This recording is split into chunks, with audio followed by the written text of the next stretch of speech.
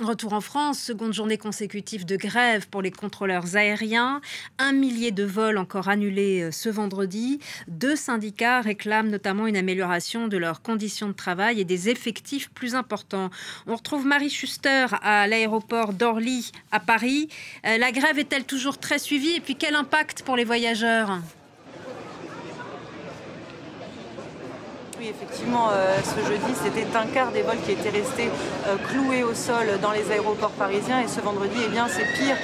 40% des vols ont été annulés dans les aéroports parisiens. Une réduction du nombre de vols voulue par la Direction générale de l'aviation civile pour maintenir et garantir la sécurité aérienne. La principale association des compagnies aériennes estime que durant ces 2 jours de grève, eh bien, 1500 avions seront restés cloués au sol. 300 000 passagers étant affectés par ces grèves. Une grève qui ne touche pas évidemment que des passagers au départ et à l'arrivée dans l'Hexagone, mais également l'ensemble des vols internationaux qui transitent par l'espace aérien français, puisque la DGAC recommande de contourner les zones affectées par la grève, à savoir l'Île-de-France, mais aussi les aéroports du sud de la France. Et en conséquence, eh bien, de nombreux retards sont à prévoir encore ce vendredi sur les vols internationaux.